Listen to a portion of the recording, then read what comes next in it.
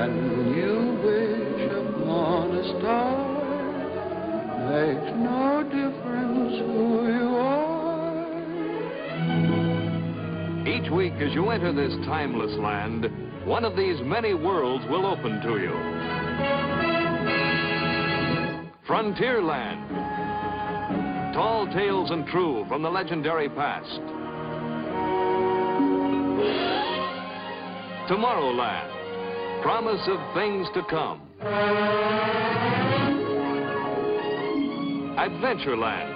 The wonder world of nature's own realm.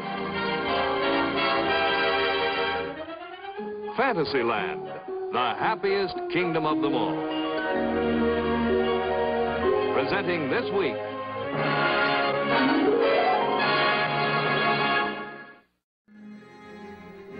el universo, infinitamente extenso y fascinante.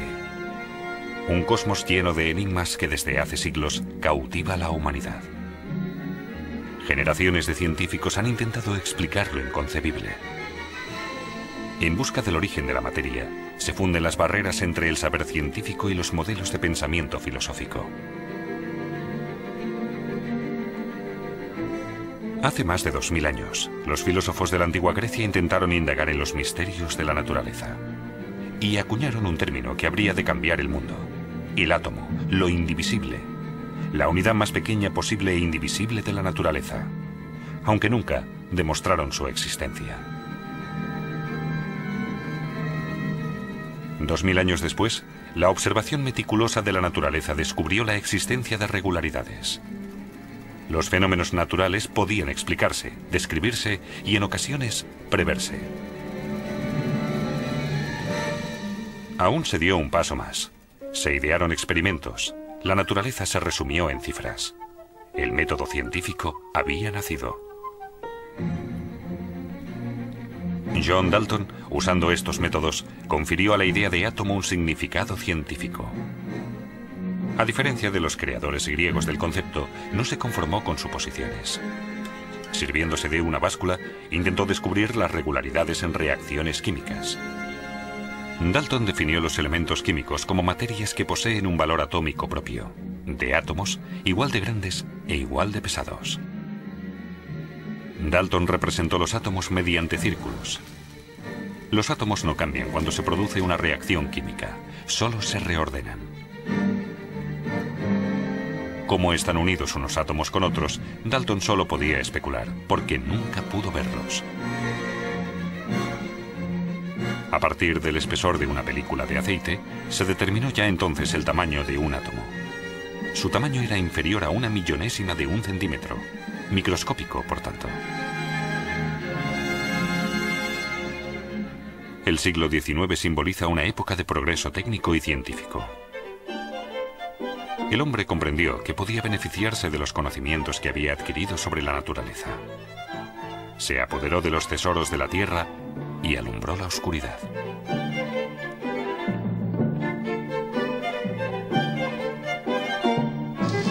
Hacia finales de siglo usó para ello la corriente eléctrica. El progreso ya no podía detenerse. Pero en el siglo XIX aún quedaba por demostrar la existencia de los átomos. Por eso, algunos científicos dudaban que existiera de verdad. Y aquellos que creían en el átomo tuvieron que conformarse con las deficiencias de una teoría atómica basada en bolas de masa dura.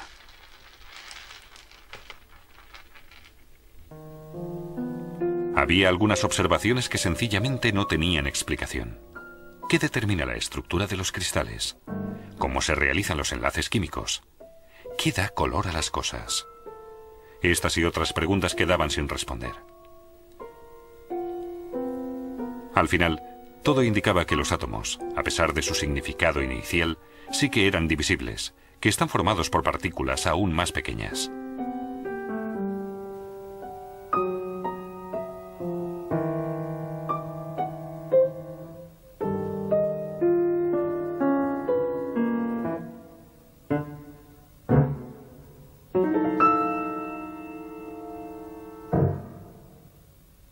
En 1897, Joseph Thomson descubrió el electrón, una partícula aún más pequeña y ligera que el átomo más pequeño. En 1904, Thomson desarrolló un modelo atómico que establecía el electrón como un elemento constitutivo fundamental. Según este modelo, los electrones cargados negativamente están rodeados de una masa de materia cargada positivamente, similar a las pasas en la masa de un pastel.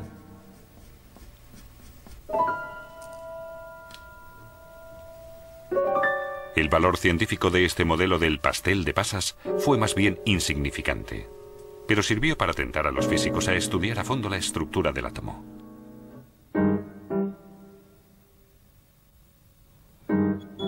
En efecto, Joseph Thomson atrajo a muchos jóvenes científicos interesados en trabajar en su laboratorio de Cambridge.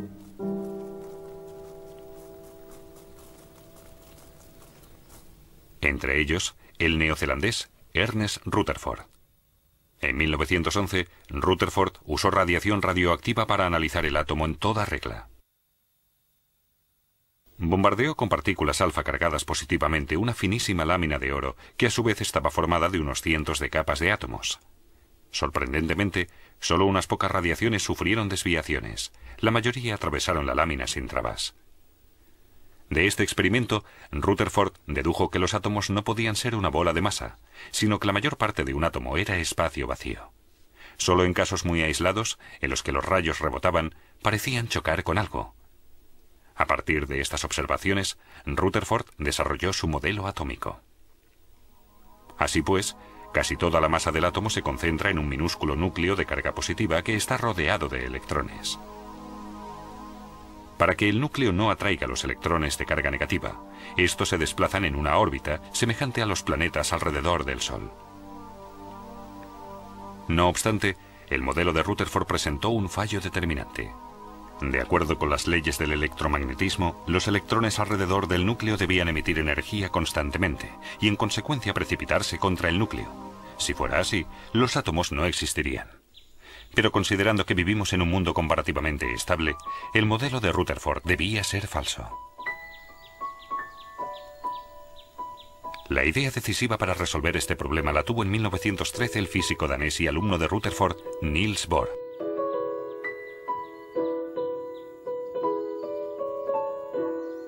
Un modelo acertado no solamente debía ser capaz de explicar la evidente estabilidad de los átomos, también debía poder describir cómo emitían luz los átomos.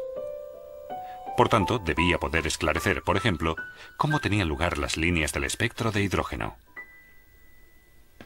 Este fue el punto de partida de Bohr. Clasificó las órbitas de electrones según su energía.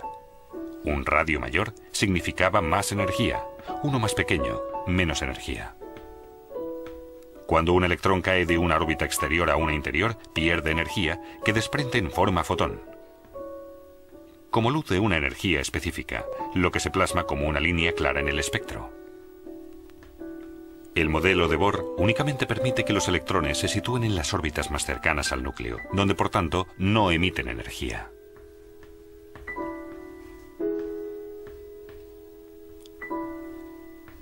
Que Bohr no pudiera fundamentar mejor estas hipótesis más o menos arbitrarias le provocó una gran desazón. Solo podía defender su modelo atómico en la medida en que coincidía con las observaciones de los físicos y pudo explicar al menos el más sencillo de todos los átomos, el átomo de hidrógeno.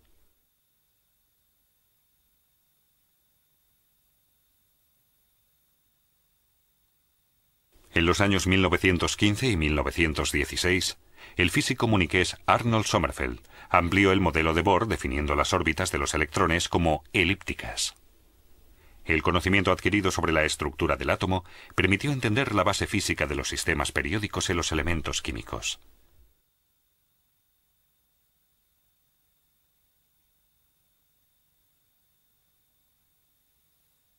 A partir del hidrógeno se podía inferir el resto de elementos químicos completando con electrones las capas de la serie. La tabla periódica de los elementos se explicaba pues con la ordenación de los electrones. El cambio político y social radical causado por el régimen de terror de los nacionalsocialistas forzó a muchos físicos atómicos a abandonar Europa. La mayoría de científicos frecuentemente judíos huyó a Estados Unidos. En el curso de la Segunda Guerra Mundial, la física nuclear comenzó a perder su inocencia.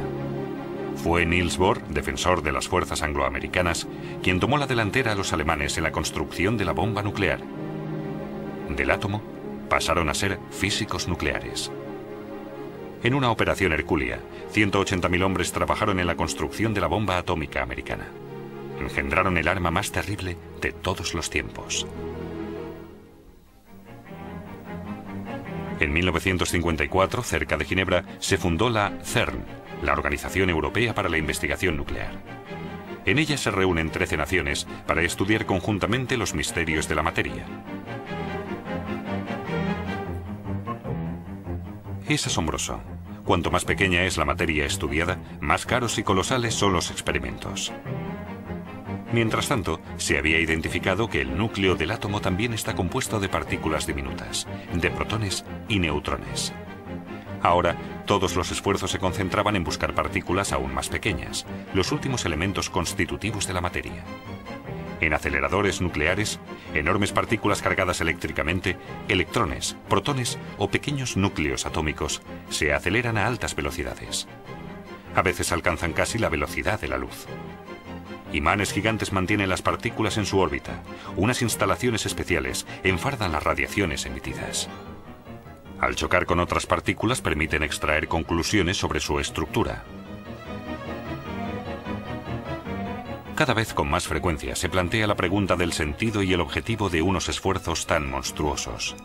Calmar la curiosidad del ser humano, el afán por descifrar hasta el último misterio de la naturaleza es un motivo, pero no el único. Por supuesto, también los usos prácticos nos empujan a realizar este tipo de investigaciones básicas. La superconductividad, el fenómeno de transmisión de energía eléctrica sin resistencia, tiene una aplicación médica. Imanes superconductores se usan en la resonancia magnética nuclear. Los rayos láser hace tiempo que salieron de los laboratorios de investigación y se instalaron en nuestra vida cotidiana. Los rayos láser emanan cuando se fuerza a los átomos a emitir su luz sincronizadamente. Quien quiera entender el fenómeno láser no tiene otro remedio que estudiar, como Niels Bohr, los contenidos energéticos de los electrones en el átomo. De la fusión líquida, un cristal puro del elemento silicio. Conocemos sus propiedades eléctricas y las podemos modificar contaminándolo con los llamados materiales de dopaje. Así se pueden conseguir pequeñas áreas con propiedades eléctricas definidas. De este modo, podemos poner varios millones de transistores sobre una superficie que es tan grande como un sello. Una tecnología que ha cambiado nuestra vida y cuyos progresos futuros son imprevisibles. Las estructuras son cada vez más finas y más complejas. Simultáneamente, los aparatos son cada vez más precisos y refinados. Con agujas, cuyas puntas están compuestas de un único átomo, podemos leer superficies. Con el microscopio reticulado podemos ser espectadores de la formación de cristales. Átomo a átomo, vemos crecer el cristal.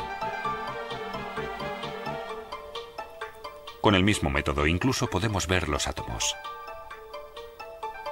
Cada una de estas elevaciones es un átomo.